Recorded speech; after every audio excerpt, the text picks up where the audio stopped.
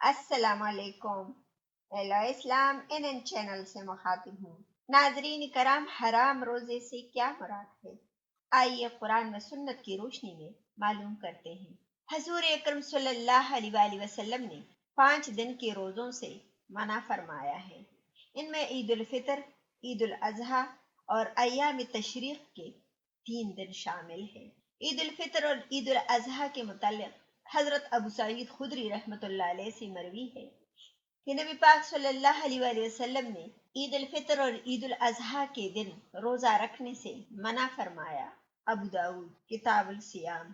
ایام تشریق یعنی ذوالحج کے 11ویں، 12ویں اور 13ویں تاریخ کے ایام کے بارے میں حضرت نبیسہ رضی اللہ تعالی عنہ بیان کرتے ہیں کہ رسول اکرم صلی اللہ علیہ وآلہ وسلم نے فرمایا، ایام تشریق کھانے پینے کے دن ہے۔